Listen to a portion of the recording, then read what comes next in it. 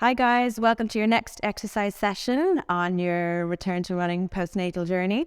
So this is the last strength session before you potentially get the tick off to get back running again. And the level of these exercises are similar to what we were doing before, just a bit different.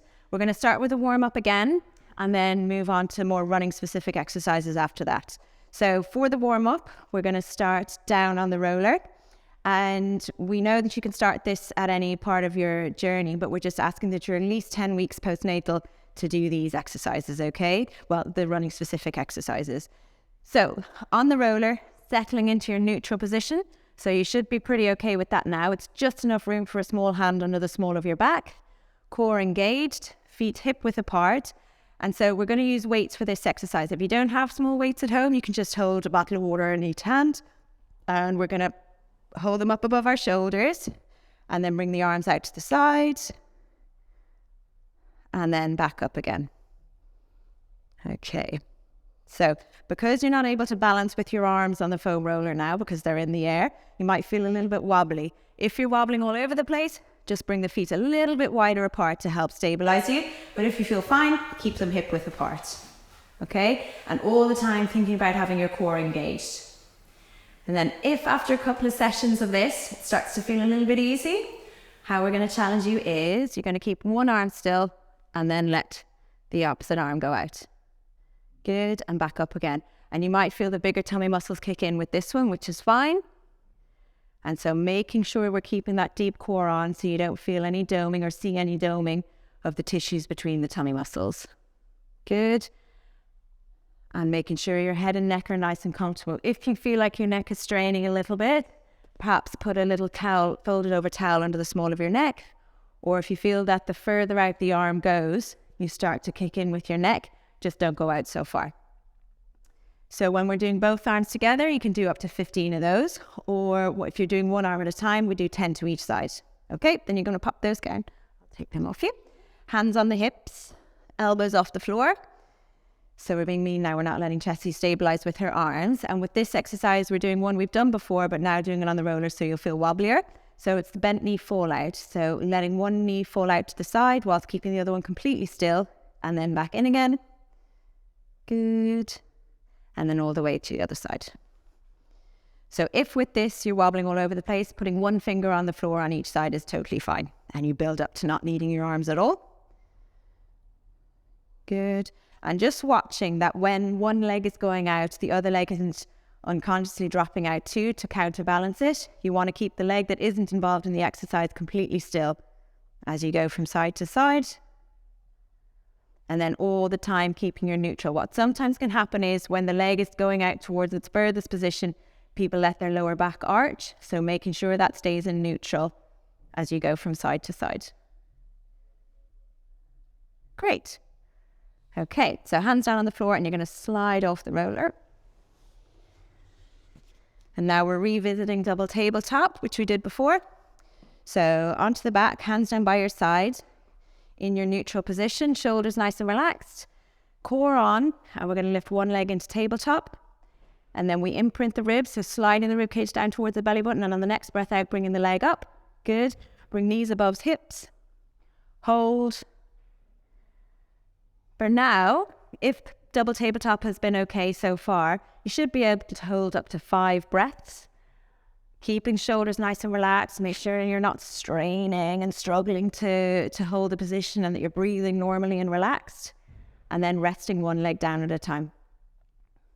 Okay. Good. And again, alternate which leg you bring up first. So one leg up, rib cage down, bring the second leg up. Hold for a couple of breaths. Good. Okay, all the time thinking about keeping the lower tummy engaged, watching to see that you're not getting any doming in the lower abdominals. Okay, and then rest one leg down at a time. Okay, and we'll do one more. So even if you haven't progressed to doing it from the floor yet, it's still fine to include this exercise and start with your feet up on a box or up on the sofa or on a coffee table, just to make the legs feel a little bit lighter when you bring them up. You don't want to feel like you're straining to lift the second leg up. The second leg should technically float up into the air. Okay, so we're going to aim to do 10 of those, holding for up to 5 breaths. If you're only managing 1 or 2 breaths and you need to take a break, that's fine, but just do as much as you're able for, okay? Next exercise is another level up of the shoulder bridge. So hands down by your side, and we're going to lift one leg into tabletop to begin with here. And again, this shouldn't cause any pelvic pain. If you're feeling pain in the back of your pelvis with this one, we'll drop down to the previous one we were doing, okay, where you lift up on both legs. But now we're going to lift up on 2 legs. So pressing through the heel, and make sure it's your bum that's doing the lifting, and then lower back down again. Okay, so push up with the big bum muscle, and then back down again. And again. So making sure it's the bum doing the lifting all the way up. If you feel like the last little bit of the lift is done with your back, we don't do it. We stay a little bit lower, okay? So just as far as the bum can lift, and changing over to the other side. So press through the heel, squeeze the bum and lift, and back down again. And all the time keeping the core engaged as well. It needs to help to keep this leg in the air. Good. And aiming for up to 10 or 15 on each side, but remember, it shouldn't be causing any pelvic pain. Okay, so now we're into standing for our last 2 exercises in the warm-up. So we're going to do crab walking, which we've done before. So band around the ankles, knees nice and soft. Stick the bum out slightly, but keeping your back in that neutral position, making sure you're not turning into a duck and sticking the bum out with an arch back. And then sidestepping. So thinking about separating both the ankles and the knees, not just the ankles, to make sure you're using these muscles to separate the legs, okay? So even as the legs tire and you're really feeling a burn through here, make sure you're keeping your lower back in that neutral position as you go from side to side, and keep your core on as you're going from side to side. So you can work up to doing 2 minutes of this one, so you really feel a burn. It's a really important running muscle that you're working with this exercise, and it's really effective at getting it working, okay? So then taking the band off. So for the last exercise in the warm-up, we're combining 2 exercises that we've done before. So you're going to do a squat and then come up into a calf raise, okay? So feet hip width apart, coming down into that squat. So imagining a chair behind you, sit back into it, raise up, and then coming up onto your tiptoes, and then coming down again slowly, down, use your bum to push you back up, and raising up onto the tiptoes.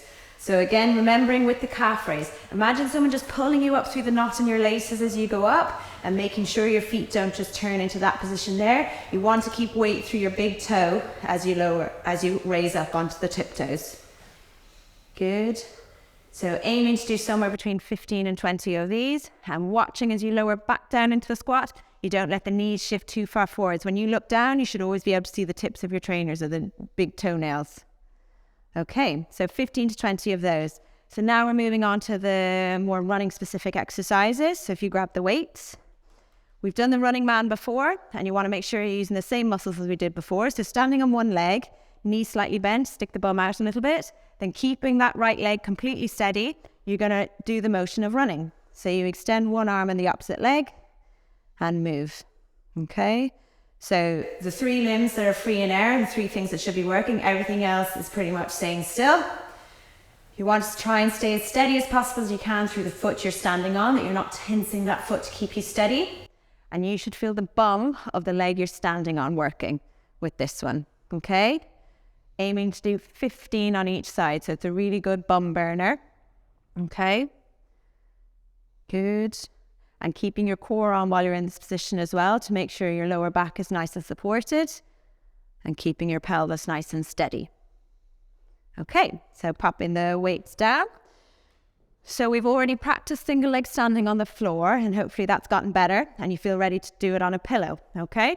So this is a wobble cushion here. If at home, you can use a cushion or a pillow, and you can either do it in a shoe or a barefoot. Barefoot will be more difficult because you use left support from the shoe. But in this position, what you're making sure is that you're working the same muscles as you were when you're doing it on the floor. What you don't want to feel is, now that you're on something unstable, that you're just tensing with your foot as you do it. Foot should still be relatively relaxed as you're doing it. You should feel the bum of the leg you're standing on working, core engaged to help keep you steady as well. And then make sure you're going between both sides, okay? So don't exhaust one side so much so that you're all over the place, okay? So again, working up to doing a minute on each side, but you might start off with just 10 seconds and that's fine, okay? So we're going to do up to a minute on each side with that one. Then the next exercise is quite a tough one. So if you need something near you to stabilize you, that's fine. So standing on one leg on the floor should be relatively easy by now.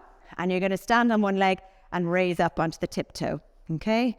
And then lower back down. So keeping weight through that big toe as you raise up and then lowering back down. Can be done either in your shoe or in your bare feet. And working up to 20 on one side, it can be really hard to start with because there's a lot of effort for your calf. So start off with maybe 10 and then gradually build yourself up to 20, okay? Good. Okay, so working up to 20. And then we're going to do the jogging on the spot again, just as your prep for the next part of the program. So think of that pelvic floor as you're doing this exercise. So hold that wind in the entire time as you're doing it and building up to at least a minute of it. And remembering, we don't want to feel any pain. We don't want to feel any symptoms of incontinence. And we also don't want to feel any heaviness or dragging in the vagina, okay? So up to a minute or more of that. And then we're going to do the single leg hop again, but this one, just for a bit of a change, we're going to hop over and back over the line, okay? So put anything you like on the floor. And then so standing close to it and balancing first before you go anywhere and hopping forward and imagining that puddle. So hop into that puddle, land softly into that puddle, and then stepping back, okay? There we go. And then step back. So with this one, as you feel more and more stable, you can start to hop forward and then hop back, okay? But begin with just doing little hops forward. It doesn't have to be too far, okay? So, but as you get more and more able for it, you can do a little hop forward and a little hop back, okay? But again, it's all about getting used to that spring again. It'll have been some time before you've done a lot of impact all in one go. So just get used to that spring again and don't push it too far, okay? So that's the end of this session. Good luck with these exercises. Cardio-wise, you can keep building on any non-impact cardio you have been doing. So whether it's the bike, swimming, cross trainer, or just power walking, whatever you've been doing, keep it going for the next couple of weeks. And then at the end of this 2 weeks, you'll be able to do a couple of exercises that we just need you to be able to do before you start the running part of this program. Okay, so I'm sure you've all done really, really well, and just take as long as you need to with these exercises before you take the next step into the next part of the program.